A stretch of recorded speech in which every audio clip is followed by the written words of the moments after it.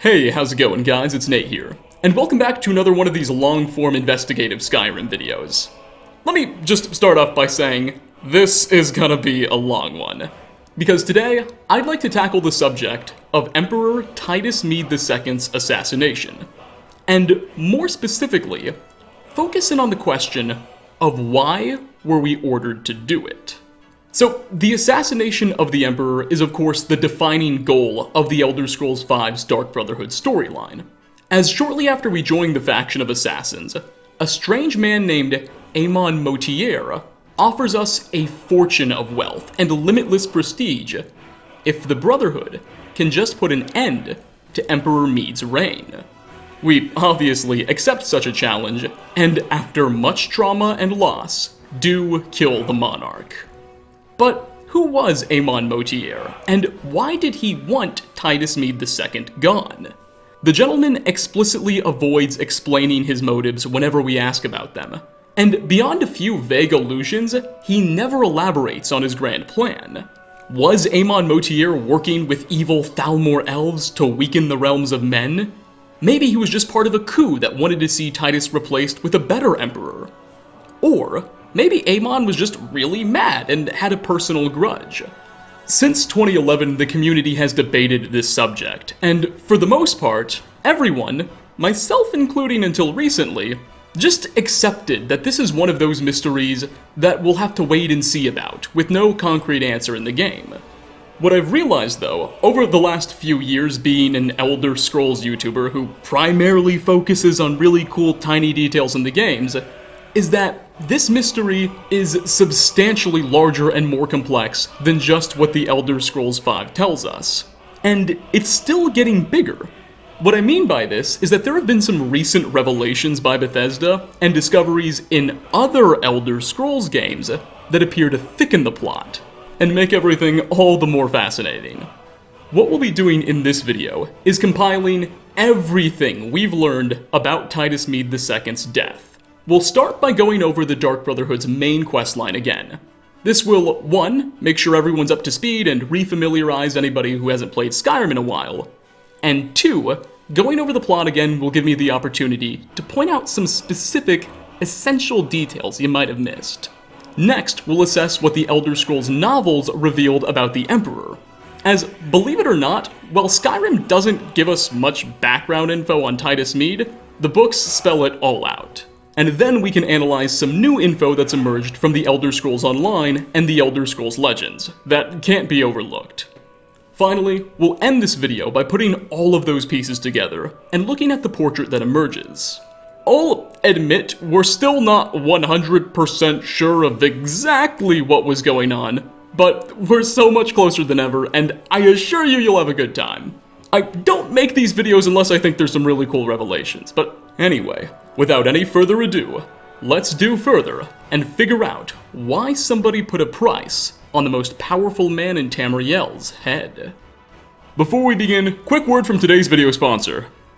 Me. Our other sponsor backed out, so, if you enjoyed this video, like ratings are very much appreciated, does wonders for the YouTube algorithm, and if you really enjoy it, I don't know, maybe subscribe, that would also be incredibly helpful. I'd like to hit 800k sometime soon. Anyway, let's jump into it. Alright, so starting with the summary. So, shortly after the player has joined the Dark Brotherhood and completed a few contracts, we'll be sent to the Old Nord ruin of Volenrud by the Night Mother to meet a potential new customer. When we arrive, we'll find Amon Motier, a well-polished Breton noble and his personal bodyguard, an imperial man named Rexus, who doesn't speak much. Amon will gawk at us for a few moments and express disbelief at the fact that the Brotherhood actually showed up. The way he talks and moves all suggests this Breton is a man of wealth and luxury, and he's not used to dealing with rugged ne'er-do-wells like us. I digress. When he finally finishes gushing, Mr. Motier will explain that he wishes to hire the Dark Brotherhood to assassinate the Emperor, and he'll give us 2 items to take back to our superiors. One of which is a letter that supposedly outlines his offer formally. The second is a strange jeweled amulet, which he says is worth a fortune, and to take it as a sort of deposit. Amon states that if we agree, we can just keep the amulet as a way to know that he's serious, And once we actually do kill Titus, he'll give us so much more money. Now, during this conversation, our Breton friend consistently mentions how so much planning has gone into his meeting with us, and it appears quite obvious that a lot of work has already been put in on this guy's end. Additionally, we can ask why he wants to kill the Emperor, and he'll say this. In the year 3E41, Emperor Pelagius Septim was murdered in the Temple of the One in the Imperial City, cut down by a Dark Brotherhood assassin. His killing ushered in, shall we say, a necessary change in Imperial policy. There are those now who wish for a similar change. I am sorry, but that's all I'm at liberty to say. His killing ushered in a necessary change in Imperial policy. There are those who wish for a similar change. Huh. So, his objectives are definitely political, but we're not sure how. What changes is he looking for? Do these conspirators want lower taxes, or maybe they're after something bigger? Who knows? Anyway, after leaving our meeting, our next objective is to drop the letter and amulet off with Astrid, the leader of the Dark Brotherhood in Skyrim, and let her decide whether or not she's interested in pursuing this contract. Though, on our way, we can open up and read that letter we were given. I'll just read it all for you guys. I know it's long, but it's kinda helpful. And remember, it's supposed to be for Astrid's eyes only. We're not supposed to be looking at this. Quote, "Most esteemed Overseer, as was already communicated to your subordinate, I wish to hire your organization for some delicate ambassadorial work." All of this, of course, would culminate in a historic meeting with the leader himself. In order to secure an audience with the leader, some secondary meetings must first take place. They have been outlined below. 1. You must attend the upcoming wedding at the Temple of the Divines in Solitude. The bride must be given a gift she will never forget, one that will get all of Solitude to talking, and which will, undoubtedly, reach the ears of the leader himself. 2. A certain high-ranking military officer, permanently stationed in Skyrim, is responsible for securing the leader's safety should he choose to schedule a visit. When this officer learns of the leader's journey, he will begin the necessary security arrangements. You must learn this officer's plans and meet with his people to ensure the appropriate security for your eventual audience with the leader. 3. Several months ago, the leader planned a visit to Skyrim that was cancelled unexpectedly. In that time, a world-renowned chef was contacted and brought to Skyrim in order to prepare a lavish meal. That chef remains in Skyrim on retainer. You must meet with him and convince him that it would be your honor to cook for the leader in his place. I realize these instructions are a bit non-specific and do apologize, but I feel the vagueness is necessary to ensure security. Surely an organization as esteemed as your own has all the means and resources to obtain all the essential information before each meeting has taken place. When the final part of our arrangement has been carried out, that is, when you have secured an audience with the leader himself and brought such business to a close, I will contact you about final payment. Most sincerely, a friend. Whoa, this isn't really an offer letter, it's more of an instruction manual of how to kill the Emperor. It's a bit vague, but that seems to be for security reasons. Clearly, if Amon was caught carrying this note by Imperial authorities, he wouldn't want anybody to know what was up. So the low-budget encryption makes sense. Nonetheless, by providing actual instructions, Mr. Motier is demonstrating a knowledge of Titus Mead II's routine, and perhaps some knowledge about his bodyguards. At the very least, an insane amount of research was done. Anyway, contents of the letter aside, once we get to Astrid, she'll look at the note. And believe it or not, Astrid will know if we read it beforehand and scold us for doing so. But the woman will be interested, and signals she plans to accept. But first wants to know how much that strange amulet is worth, and will order the player to take it to Delvin Mallory. Mallory is a jewel thief with the Thieves Guild in Riften, and she wants him to appraise it. Here's where stuff starts to get kind of weird. When we meet Delvin, he points out that our amulet is no ordinary piece of jewelry. It's actually an amulet of the Elder Council. That's a big deal, because it means this necklace could only have come from somebody sitting on the Empire's Elder Council. Mr. Mallory is shocked we got our hands on one of these, and even seems a little bit terrified when he wonders how we got it, because apparently killing a member of the council is a big no-no. Either way, in exchange for the amulet, Delvin offers the Dark Brotherhood a whopping 15,000 septims worth of credit from the Thieves Guild, which we'll accept, and then have to report back to Astrid. Oh, I see. Well now, how is Astrid doing these days, huh? Tell her to stop by sometime. We can have a drink. Catch up. Ah, but we can discuss that later, yeah? What does the Brotherhood need? Let's see. Where did you get this? No, don't answer. I don't want to know. This is an amulet of the Emperor's Elder Council, specially crafted for each member, worth a small fortune.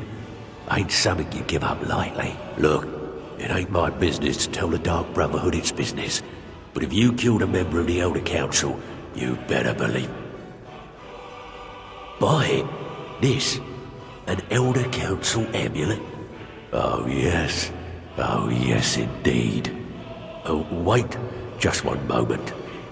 Here is a letter of credit, usable by Astrid only, for any service or item I can provide, as per our standard arrangement. You bring that back to your lovely mistress, with my regards. Okay, so let's pause right here, because there's a lot to unpack. Firstly, you may be wondering, what is the Elder Council exactly, and why does their jewelry matter so much? Well, Skyrim's questline really doesn't give us a lot of info. Thankfully, there's numerous books we can read which explain it all, and in past Elder Scrolls games, we've even interacted with the Council. The Elder Council is sort of like the Imperial Senate of the Septim Empire. They do a lot of the day-to-day management that the ruler can't be bothered with, and even have the power to pass laws and mobilize armies. Think of the Council as the Emperor's second-in-command. The exact size of the Elder Council and how powerful they seem to be changes quite a bit throughout the various historical texts. Like, over the years it's evolved. But, during the events of the Elder Scrolls IV Oblivion, they were basically running the whole nation, and had around a dozen or so members. So, the fact that Amon Motier was able to get us one of their signature amulets is a big, big thing. It solidifies that he is a powerful, serious dude, and opens up the question of how he got the piece of jewelry. Did Motier kill a councilman? I doubt it. Maybe he's a part of a conspiracy being supported by a member or members of the council. We'll talk more about this point later, but at least now we know Amon means business. From here, what happens next in the Dark Brotherhood questline up until the climax and ending is largely irrelevant for the purposes of this video, so we can speed right through it. After returning to Astrid, we start following the instructions left by the letter, and lure the Emperor to Skyrim by killing a cousin of his on her wedding day in solitude. When Titus Mead II arrives to mourn, we pose as a famous chef and sneak into his kitchen to poison his food. The Dovahkiin then takes said poisoned food to the Emperor, and we watch as he eats it and dies. Mission accomplished, right? Well, sorry. Turns out that wasn't the Emperor you just killed. It was really just a decoy. Someone tipped off the authorities to our plan, and the Emperor's bodyguards laid a trap. We then have to fight our way out of an arrest and arrive back at the Dark Brotherhood sanctuary, just in time to watch it being burned to the ground by the Imperials. As you rush in, you'll watch as many of the assassins you've grown to love are one by one killed, until you finally find Astrid herself, lying burned in her room. Astrid admits she's the one who betrayed you, because she thought if she told the Empire everything, they'd just kill you and leave the Brotherhood alone forever. But, spoiler alert, the Empire double-crossed her too. In her dying words, Astrid offers a final apology and begs the Dragonborn to finish Amon Motier's job, since now she knows she was wrong. Alright, boom, I just described like 4 or 5 hours of gameplay. This is where stuff begins to get relevant again. Or interesting, as far as we're concerned. After we leave that destroyed sanctuary, we'll end up moving into an older Dark Brotherhood base that was abandoned centuries ago up north near the city of Dawnstar, and we'll be joined by the only 2 other surviving assassins, a Redguard cutthroat named Nazir, and a vampire child named Babette. And maybe a clown man named Cicero, but let's stay on topic. Everyone agrees to continue with the plan to kill the Emperor, despite the recent setback. And heck, now you need the money more than ever. Thankfully, as it turns out, the real Emperor is still in Skyrim, aboard a ship called the Kataraya, docked in Solitude's harbor. Astrid must not have betrayed you until you already lured the real man into Skyrim, so there's still time to kill him. What happens next is pretty simple. We sneak aboard the boat, fight some guards, and eventually, finally, break into Emperor Titus Mede II's personal bedroom, where after so long, the Dragonborn can stare down the actual man. You can just kill him straight away, though if you instead opt to speak with Meade first, you'll realize he's kinda cool. Titus already knows who you are and what you plan to do, and he's not gonna try to stop you. He claims that he's well aware the Dark Brotherhood can never be stopped once they've set their minds to something, and he's made peace with his impending death.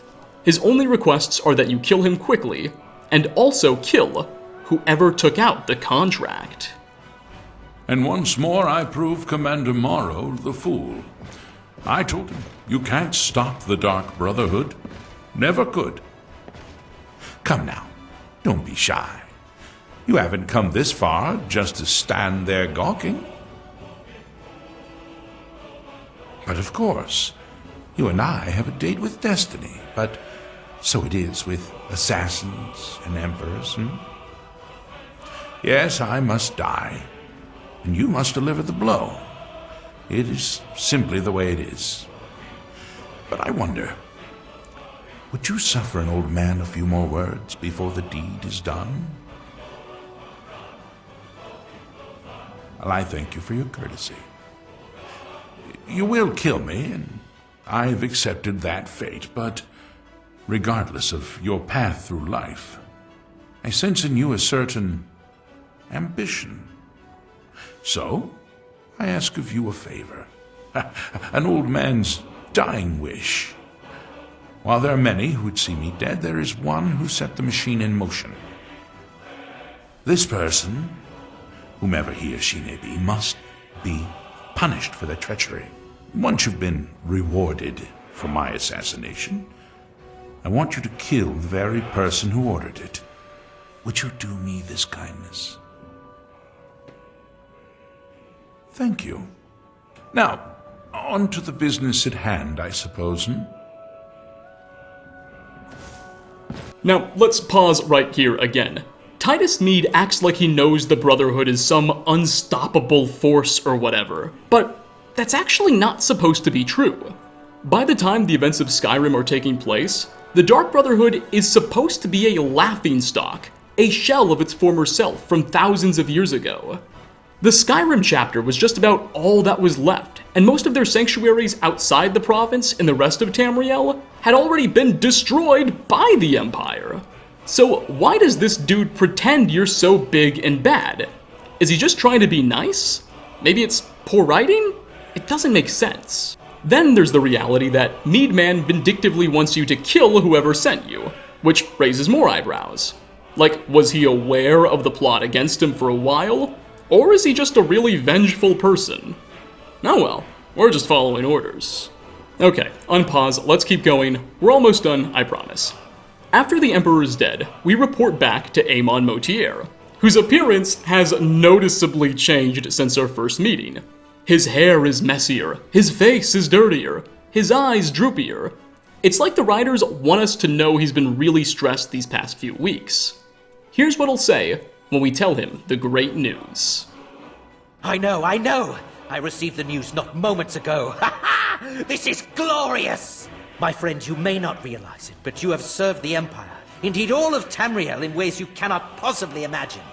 From here, we'll be given about 20,000 septims worth of jewels, and can choose to take our money and run, or cut down Amon Motir, as the Emperor requested. It really doesn't matter. But what I want to focus on is what Amon said when we gave him the good news, and how he praised us for quote-unquote serving the Empire and all of Tamriel. Such a statement strongly indicates that Amon Motir and his co-conspirators, if he has any, really believe that what they're doing is for the good of the Septim Empire and the realm, not the opposite. He thinks you're making the kingdom stronger rather than weaker. I think when we combine this information with what we know about the Amulet of the Elder Council, we can safely say that Amon Motir wasn't in league with the Thalmor or any organization that wanted to destroy the country, but instead, he was hoping to see it grow. It's possible the Breton knows Titus' successor will be better than he, so that's kinda nice, if you like the Empire. Another thing to point out before we completely finish up with Skyrim is that this new, raggedy-looking version of Amon is technically an entirely different NPC than the first one we saw. They have separate item IDs and can be spawned in separately with console commands. This fact alone isn't a tremendous deal. Bethesda had lots of duplicate NPCs, and creating new NPCs to represent the same character with minor changes is totally normal. But the raggedy version of Amon, for some reason, has a different nose type, different eye type, and different ear type than the original. What could have driven Bethesda to make those alterations? If they wanted to create a raggedy version of Amon that looks stressed or whatever, it's reasonable to ruffle up the hair and maybe make him a bit paler and dirtier. But structural changes to his face are impossible to justify. Stress isn't going to give you a new pair of ears. And importantly, changes like this aren't normal when Bethesda duplicates most NPCs. In fact, I don't think there's another example at all. Such an inconsistency has split the community on what it could mean. Some players believe that it must suggest Raggedy Amon is a different person entirely, an imposter if you will, and if you ended up killing him, the real one still got away. Other players chalk this inconsistency up to a simple developer mistake that has no narrative consequence. Personally, I'm inclined to agree with that latter possibility, and I too suspect this was a mere oversight by Bethesda, though it's still a contentious topic and important to note. Okay, well now we're finally done with Skyrim's Dark Brotherhood questline. Thank God. What I want to do next is start to examine Titus Mead II personally, and run through his own background / rise to power. In doing so, perhaps we could identify some potential reasons someone might want him dead. Then, we'll do some additional digging on Motir and look for what links he has. According to numerous books, Titus Mead II assumed the Imperial Throne in the year 168 of the Fourth Era, just 33 years prior to the events of Skyrim taking place. And already his claim to rule was a controversial one. Many had long believed that his royal family, the Meads, had no right to rule the Empire at all. You see, the Third Cyrodiilic Empire, or what we often call the Septim Empire, was founded by a man named Tiber Septim at the beginning of the Third Era, roughly 500 years before Titus Mead II was born. Tiber Septim created the Empire after conquering virtually all of Tamriel, and the throne was originally designed to be passed down to his direct descendants, and his direct descendants only. So after Tiber died, his son Pelagius Septim became emperor. Then Pelagius' daughter Kintra Septim got the job. Then it went to her son, you get the idea. Tiber Septim was also a dragonborn himself, which meant that all of his descendants shared in the dragon blood, allowing them, and the empire they'd rule, to receive extra divine favor from the god Akatosh, the lord of dragons and time. This is why many imperial flags still carry the sigil of the dragon. Furthermore, most men agree that after Tiber's death, he ascended into godhood and became a divine himself, only giving further credence to the idea that his heirs exclusively should have the right to rule. You get the picture being painted here. There was a whole lot of religious and symbolic reasons only a Septim could ever become emperor. So, how did a guy with the last name Meade get this job? Well, we'll get there. For most of the Empire's history, things were great. It existed in a state of relative peace and prosperity under the Septim dynasty, and continued to control most of the known world. However, everything changed with the arrival of the Oblivion Crisis in the year 433 of the Third Era, 200 years prior to Skyrim, when the Daedric god Mehrunes Dagon invaded and attempted to conquer the realms of men with armies of Daedra and dark monsters. This, of course, was the basis for the Elder Scrolls IV Oblivion's whole plotline. While the invasion was eventually stopped, largely in thanks to the player's work, the last Septim Emperor died in the process, and left no heir, as he sacrificed himself in order to save his people. For the first time in the Empire's history, the royal bloodline was now extinct, and Oblivion ended on this sort of cliffhanger, where we were left to wonder what would happen next to the kingdom, without an emperor or obvious candidate. The answer was the Meade family. So, what we know happened in the following 200-year gap between Oblivion and Skyrim mostly comes from the Elder Scrolls novels, written by Gregory Keyes, The Infernal City and The Lord of Souls, which are both set in this period. Evidently, in the immediate aftermath of the last Septim's death, the Empire's Elder Council, which we talked about earlier, remember, assumed control, and the Elder Council did their best to lead the realm until a new emperor could be agreed upon. However, within a few years, things started to fall apart. Provinces succeeded, numerous generals and warlords decided to try and claim the throne for themselves, sparking civil war, and natural disasters like the eruption of the Red Mountain, the largest volcano on the planet, all resulted in the Empire just sort of collapsing for a bit. Amidst this chaos, a Cyrodiilic warlord by the name of Titus Mede I, this one is Titus Mede I, not Titus Mede II, seized an opportunity, sometime around 40 years into the crisis. He was able to successfully capture the Imperial City with just 1,000 men, and proceeded to convince/force the Elder Council to recognize him as the new, rightful emperor. Soon, Meade mustered the support of most of what remained of the army, and took back the provinces of High Rock and Hammerfell, which had recently left.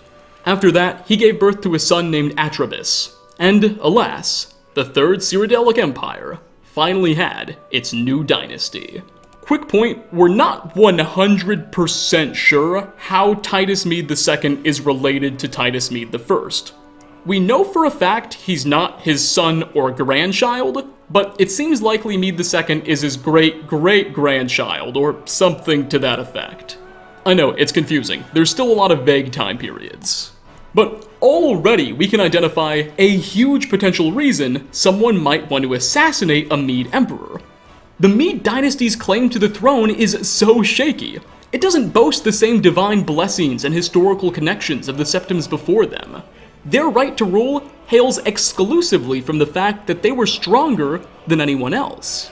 So, boom, Titus Mede II's shaky claim to the throne is already a possibility. But aside from a bad bloodline, there's more reasons people hate this guy. Because his reign is seen by most as a total failure, largely stained by the Great War. Just 3 years after Titus Mede II inherited power, in the year 171 of the Fourth Era, the Aldemari Dominion, a new rival state of elven supremacists, declared war on the Empire, and for the next 5 years, a brutal conflict engulfed the continent. One that did not go well for the humans. Various cities in Cyrodiil were captured, Hammerfell was invaded, and even the capital itself was overrun by the onslaught. For a while, it seemed pretty apparent that the entire empire was likely to be conquered by the Aldemari Dominion. But then, Titus Mede II orchestrated a bit of a comeback. Allegedly.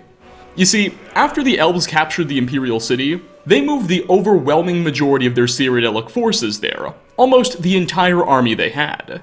Titus Mead, on the other hand, who had recently retreated, desperately rallied every single fighting man he could muster, and from there launched a counterattack to retake the capital. The humans were outnumbered dramatically, somewhere around 4 or 5 to 1. However, the elves were so overconfident and thought they already won the entire war, and just so arrogantly proud of their numbers, they never really bothered to prepare an actual defense. So when the humans charged, they immediately fell into disorganization, and were almost completely slaughtered. It's said Titus Mead personally led the men into battle, wielding the sword known as Goldbrand. This is a really weird and seemingly overlooked detail in the books. You see, Goldbrand is an artifact of Bohethia, Daedric goddess of plots and destruction. Why on earth would the Emperor of Men be wielding a sword from that goddess? Sadly, the books never really emphasized this detail, they just glossed over it. Well, turns out it wasn't Titus Mead II who orchestrated that great comeback. It was actually the player character from the Elder Scrolls Legends. The Elder Scrolls Legends, of course, is the Elder Scrolls card game, and its main quest line takes place during the events of the Great War. In it, we learn that after the elves initially captured the Imperial City, Titus Mead was greatly wounded, and he gave you his armor to dress and look like him and lead the troops into battle, and you already had the sword Goldbrand. That's what happened. Look, the Emperor's guards. Someone's killed them. Thank the Divines. The Emperor will live, thanks to you. He's in no shape to lead the assault. No! The troops must believe the Emperor is strong. Stranger, you have proven a mighty warrior. Take my armor.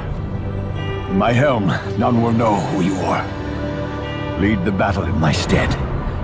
The fate of the Empire is in your hands. Free from prying eyes, the Imperial forces launched a surprise attack from the west, followed by a similar attack from Cheydinhal. The hero would then lead the charge to the city gates. Well, in that armor, you certainly look like the Emperor. Form up on the Emperor! Charge! Anyway, I digress. Once the Imperial City was finally retaken and the Great Elven Army defeated, things still weren't looking tremendous for the Empire. Nearly 2/3 of their fighting men were dead, and there was just no effective way they could continue to mobilize troops. Meanwhile, the elves were very likely getting more armies ready to continue the fight. So, Titus opted to sign a humiliating peace treaty. He agreed to forfeit imperial control over the province of Hammerfell, pay a massive tribute of gold, and, most unfortunately, outlaw the worship of Tiber Septim in the Empire. Yeah, he banned the worship of Tiber Septim, the founder of his nation. There's a very big debate over whether or not the Empire should have just said screw the treaty and kept on fighting anyway. In Skyrim, the Stormcloaks argue that the humans could have won if they just kept on pushing. But it's also very likely that if this devastating treaty wasn't signed, mankind would have just got conquered anyhow.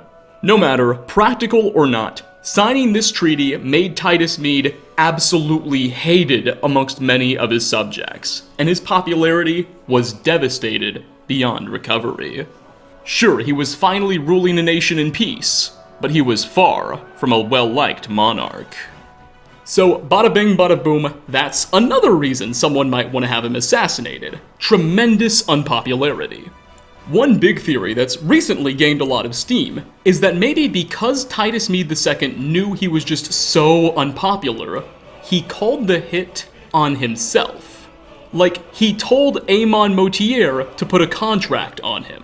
The idea being that Meade knew his successor would be a better ruler than he and would have a better chance of ruling the Empire, so he just opted to take his own life, to ensure that succession happened quicker. That could explain how Amon Motier got the amulet, and why he believed he was doing something good.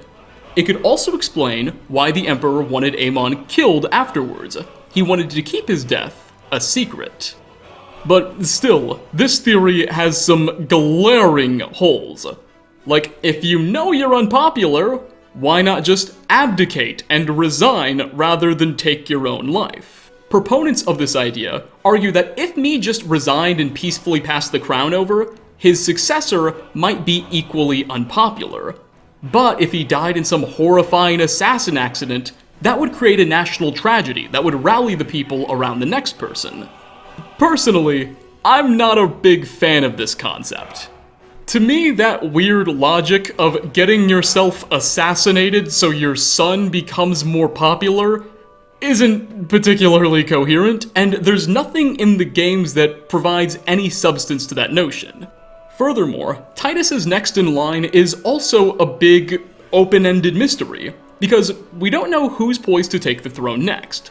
Bethesda purposely wrote the character so as to not reveal whether or not he had any children. We don't know if there's a Titus Mede III, or a Titus Mede IV, or if he had a daughter. Heck, if the player opts to join the Empire during the events of Skyrim's Civil War, you'll have to take an oath to General Tullius, in which you swear undying allegiance to Emperor Titus Mede II. But if you've already completed the Dark Brotherhood questline and killed Titus by the time you take this oath, you won't be swearing it to Titus Mead anymore. Instead, you'll just swear undying allegiance to an unnamed emperor. Upon my honor, I do swear undying loyalty to the Emperor Titus Mede II.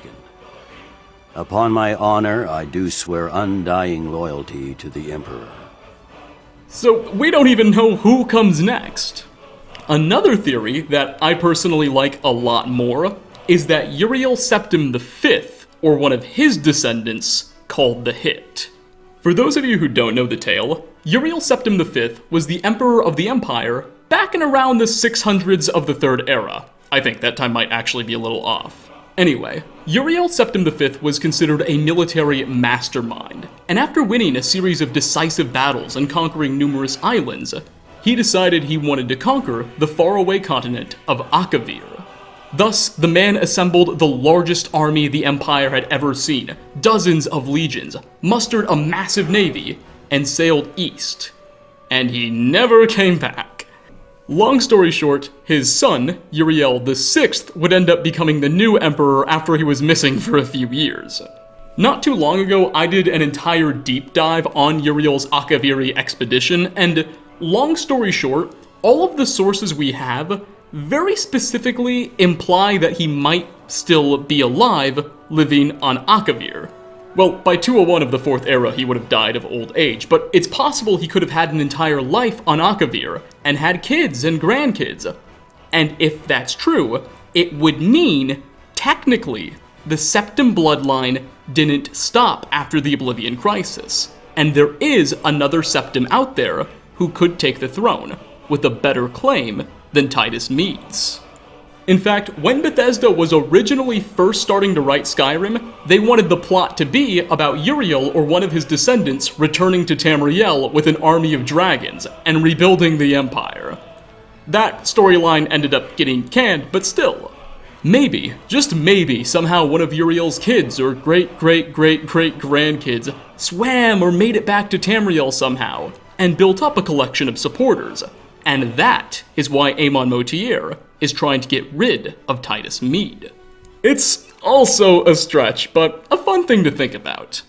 Alright, well, now let's take a minute and talk more about Amon Motier, and do our best to dive into his backstory. Unfortunately, for obvious reasons, this character is a lot less fleshed out, and he isn't mentioned in the Elder Scrolls novels, so we have less to work with.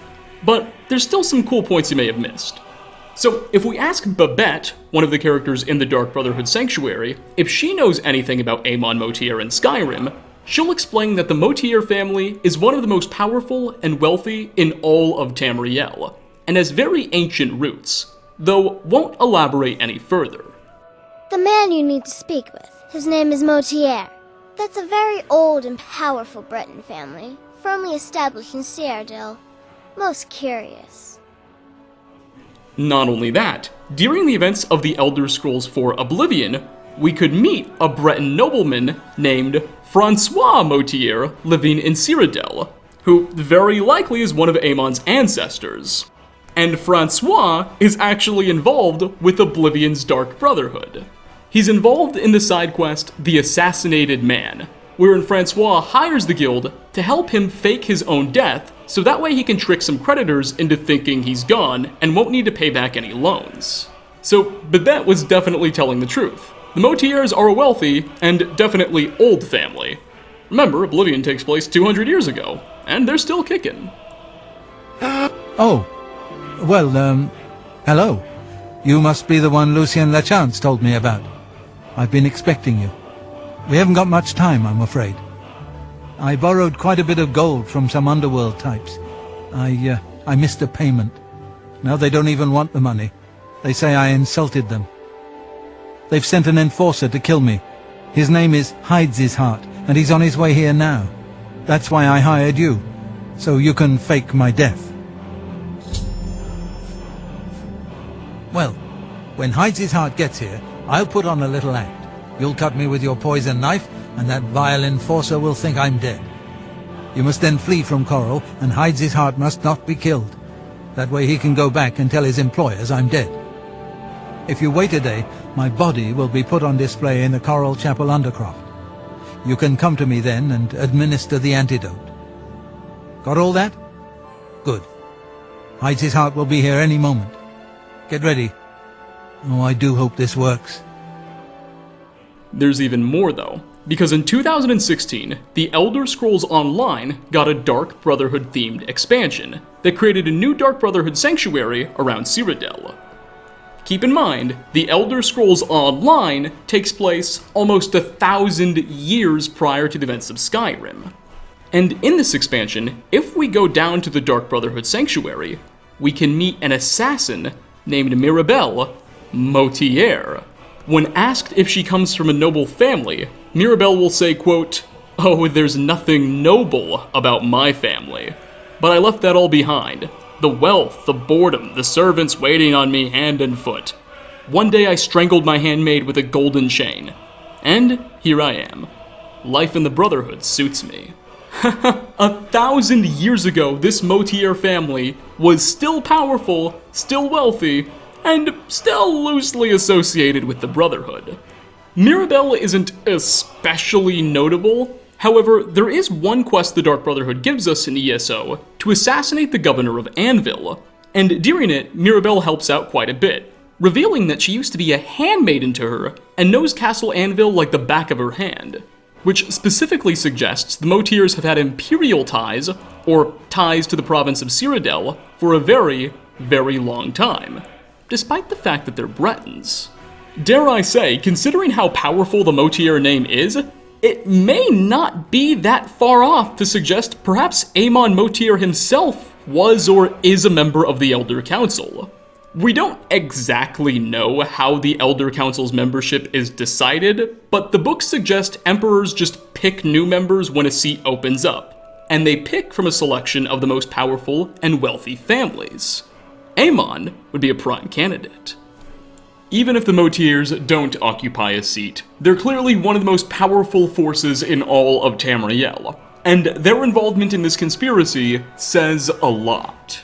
So, with Titus Mede II now finally dead, what comes next? Who's next in line to assume the throne, and how does policy change in the way it was suggested? Well, seemingly, only Amon Motier knows, and Amon Motier won't tell. And with that, we are going to wrap up the curious case of Emperor Titus Mede II's assassination. Thanks so much for stopping by, everybody. What do you think is going on? Do you believe any of the two theories we proposed, that maybe he called the hit on himself, or it could involve an old Septim Emperor? Or do you have a different idea? Leave a comment down below. As always, like ratings and subscriptions are very much appreciated. Again, thanks for watching, and hope to catch you all in my next video. Peace out, everyone.